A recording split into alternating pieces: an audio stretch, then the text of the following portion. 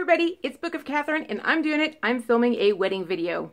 Yes, this is actually one of my wedding dresses.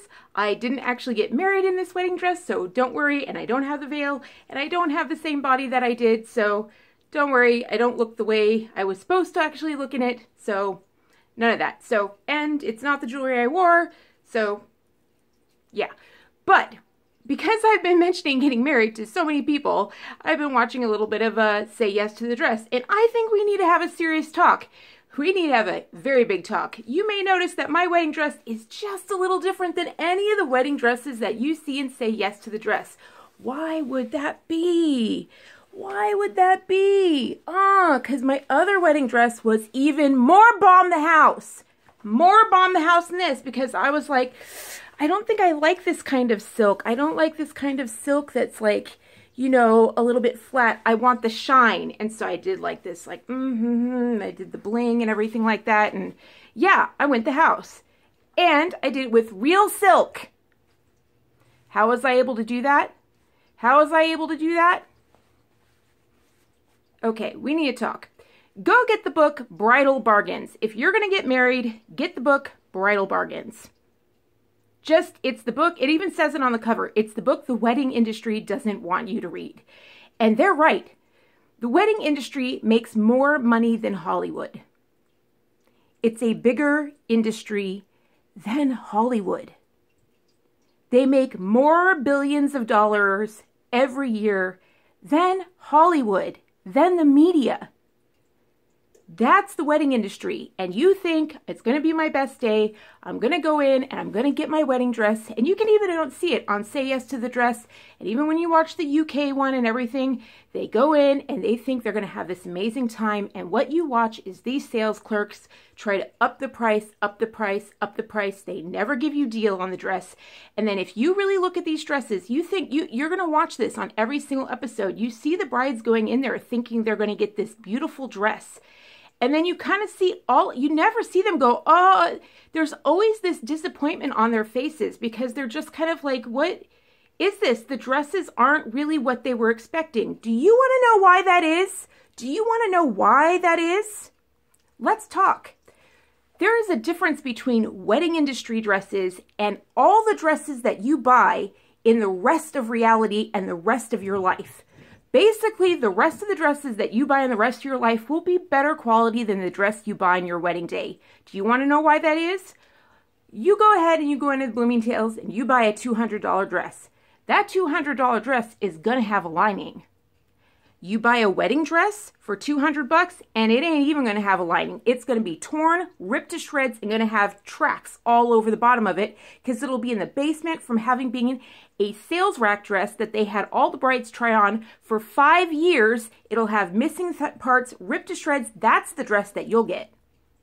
Because they never ever like give dresses to Goodwill. They sell them to brides and then brides have to reconstruct them.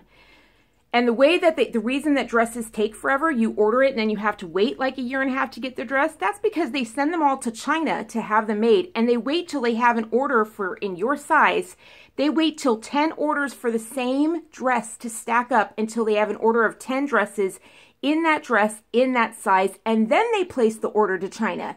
And then the poor people in the labor camps have to make that dress. And then they send it back. And then usually, because it's made in a labor camp, there's something wrong with it. And then you have to pay for the alterations to have it put back together again. But it will never be made in good silk or real silk at all. In fact, this is the reason I'm making that video, is because I just watched a $24,000 dress. And it made with all this booming silk, like all this booming frills like go everywhere, and it wasn't even silk. It wasn't even real tulle. And I was like, that's it. I gotta just whatever. So how was I able to get real silk? Like, look at this thing. Like, oh my gosh. Like, do you see this thing? Like, and this, if it's your style and if it's what you love, go for it. Now, this has been in storage for a while. Like, we've been married for a good long time, and it's been through 8 moves now, I think. 8 moves. We've moved a lot. And of course, cross country. So we were just travels. You guys know that from my history. But I mean, I even did the whole train here. Like, we even did the whole, like, I even did the whole, like, the whole cascade here. So I even had different kinds of silk. So I had a train like going down the back of cascading, and that was all handmade. All handmade. And now, you know what? This I got at Bloomingdale's or Nordstrom's. This little piece, not for my wedding, I got it because I loved it later on, but I got it because I loved it so much. And it's like a third of the price of this dress because I got this handmade.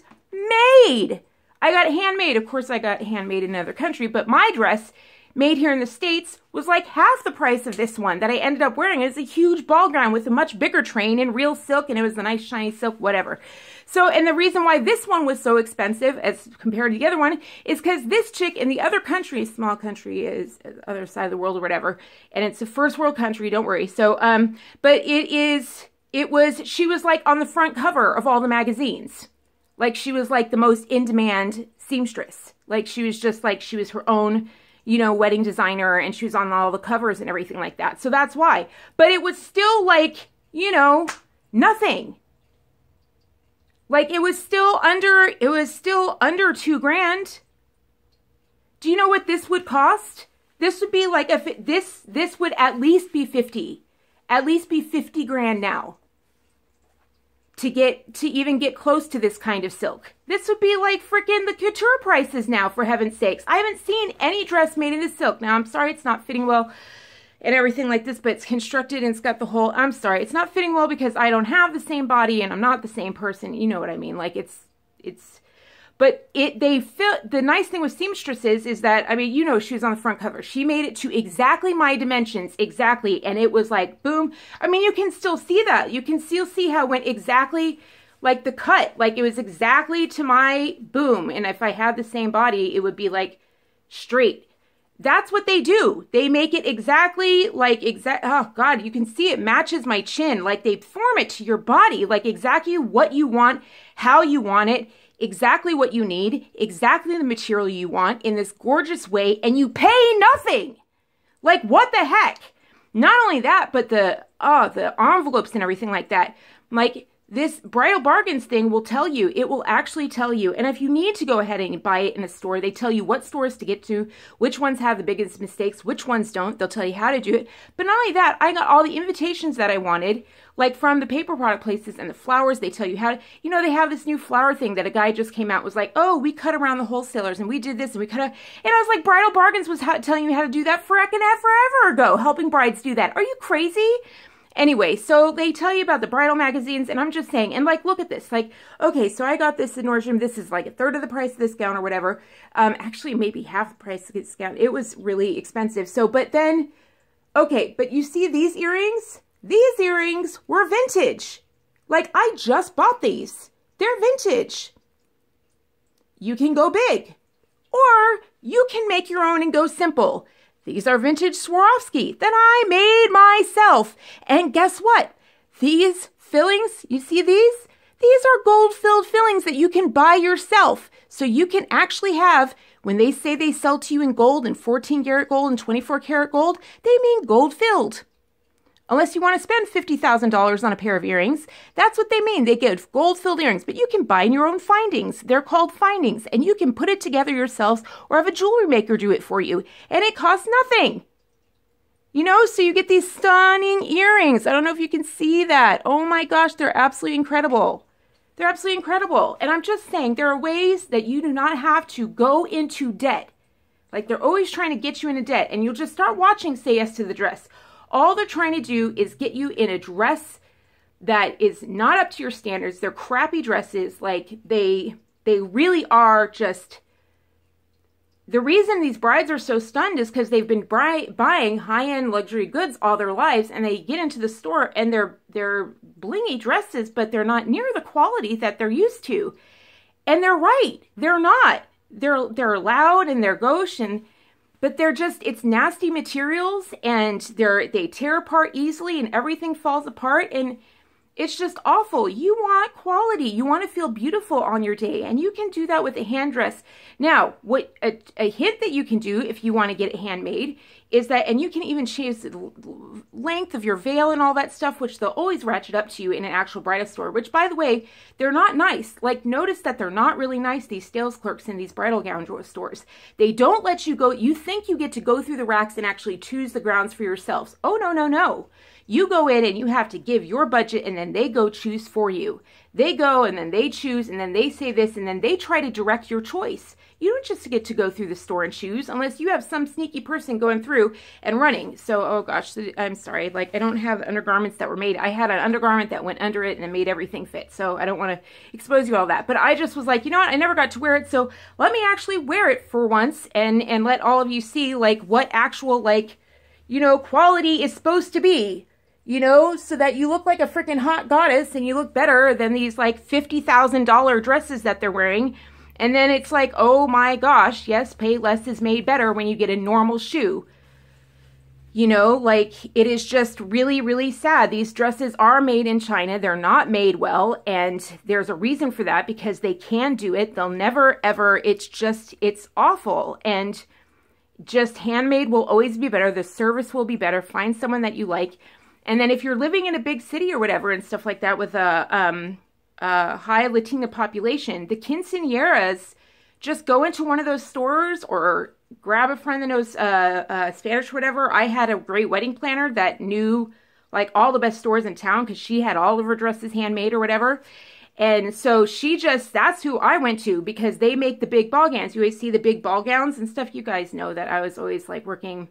So I didn't know about it at all. Like, I had moved out, like by then I was off on my own or whatever, but I was very comfortable doing that. I guess now that I think about it, some brides, I'm just realizing talking to you now that some people might be like, oh no, but you guys got to get over that. Like, I didn't. I grew up like that. Like, my mother made me very comfortable. I didn't see any of that. So I was just kind of like, cool, this is fun. Like, I really enjoyed the lady. I really enjoyed her shop. To me, it was normal. I didn't find anything weird about it. So I don't know. I loved it. So I went in there. They had the big, huge gowns. And what happens is they build these huge dresses for the girls on their quinceañera days. And they already build these huge celebratory dresses. And those girls want the silk. Those want what good high-end silk. They're not wearing these stupid Chinese dresses. No, they're getting handmade, big and blunt, but And so they just, you know, so I went and got myself a boom thing and stuff like that. And I got the cuts that I wanted, got the whole thing. And I ended up wearing that over this, which was made by a high-end fashion designer in her country and everything like that. So my point is that go get yourself, you know, like, be boss already, you know. Gosh, I feel like I'm doing my boss jewelry. So this is like boss wedding dress. Like, this is boss wedding planning, right? So like I ended up getting, because of Bridal Bargains, I ended up getting like all of the, what should we call it, the envelopes and everything that I wanted. Like, you know me, I'm sparkly. I wanted like I really wanted parts. And if you're like, you know, you're customized. If you're like, they don't really customize things in the wedding industry. If you really want it customized, you have to pay. You have to be a billionaire to get anything customized. Everything is like pre-templated for you, you know? And I just was like, I want it customized, you know, I want this paper, and they'll do that for you, but you have to be a billionaire or go into just millions of dollars of debt or whatever, and so you end up settling. And I was so grateful for Bridal Bargains because I didn't have to settle on anything. I even got more than I wanted. I got all the paper I wanted, all the inlays, and I had like 4 envelopes going in and the whole 9 yards, and all just this amazing cards and the glitter and and I had they were just the most amazing things. And I did it for like freaking under $100. Not because I was looking for that, but because I went through like the store I wanted to get trained and everything like that. And just because I'm learning that I'm a great researcher. And so I went in the bookstore and I was like, okay, you know, after we got engaged, and I just was going through the bookstore, and luckily for me, this was on the shelf. And, you know, I don't remember if my husband found it for me. Gosh darn it, my husband found, you know, Nice Girls Don't Get the Hot Corner Office. I think he found this book too. It's like, you should check this one out. I love him. And so, yeah. And so I was just like, and I think I walked out with just that, come to think of it. Because I've been looking at all the magazines or whatever. But this book, I was just like, oh my gosh. Like, this thing has this is the house. Like, This is the house. Like this, because it was just like, it just drops it on you. Like it just drops it. It's like the insider. So if you want a wedding insider, like I'm an insider behind the scenes on like Hollywood and stuff like that. Ooh, this is it for you. All right, I'm going to go because I have to get back to that project, but I just want to do this for you. Mwah. I love you. Merry Christmas. Happy holidays. Don't be scared to say, if anything, to just go against the PC gods at this point, because if I've been watching China Uncensored and I know anything, I am very aware that we live in a country where it's not illegal. It's not illegal to say Merry Christmas. And until the mainstream media told us to stop saying Merry Christmas, it used to make people happy. It didn't make people feel upset. It didn't offend anyone until they told us that it should offend us. Do you remember that? We all used to say Merry Christmas, and it was like, oh, and we felt like light and happy. It was a salutary greeting, and it was a thing of goodwill. Like it did, you know, it was just like, it meant someone wished you well. It didn't mean like, you know, hey, you want to get in with Jesus? Do you remember that? Like, I remember as a little kid being scared. Like, people used to come up to me on the street and they would actually say to me, like, do you little kid, like, do you know Jesus? Do you know Jesus as your That was scary. Merry Christmas wasn't scary. Like, that was just like, oh, Merry Christmas, right? Until the big thing told us, like, oh, we should be offended. And I'm realizing that through China Uncensored more and more that, you know, over there, the CCP tells us, you know, it's a wedding video. I should let you go. Go have a great Merry Christmas. If you don't want to say it, you don't have to, but think about the reason you're not saying it. Think about the reason you're not saying it. Are you not saying it because you're scared to say it? Because we live in a country where we're supposed to be free to say anything that we want to. And if you mean it out of goodwill, like, you know, they're making us feel like it's illegal, just like how are we any different than over there? They don't do things over there because they're scared. But what are we scared of? Of anything except for the big guns telling us no. And who are the big guns? We didn't vote and say that we hated Christmas. Like, we didn't vote and say we hate being happy. And everyone's miserable. And now that I'm getting out more, people are just like, why are you so happy? And I'm like, is that a weird thing? Like, are people not happy anymore? And they're like, no. So I'm trying to think of ways to, like, you know, why am I happy? And I realize one of the things is that I'm trying not to be, like, I'm trying to be conscious about trying not to say things out of fear, like trying not to shut up out of fear anymore, because I'm realizing who made me scared of that. You know, I'm realizing the most outspoken people in our society are the immigrants, because they know that they were not allowed to say it over there by law. So they're like, well, it's not illegal here. Why are you not doing it? And I'm like, oh, we're just scared. We're just scared. And I was just like, oh, like, well, if you do it out of love, they'll know you're doing it out of love. And intent is everything. So I don't know. I'm going to try and do more of that. Well, anyway, that's where I'm coming from. Merry Christmas. I'm going to try and be more happy. I did a whole month of October, and I'm going to try and also be like, hey, Merry Christmas, right? Happy holidays. Woohoo! Sparkle. Oh, okay. I'm going to get out of this. Go back to my project. Love you guys. Bye.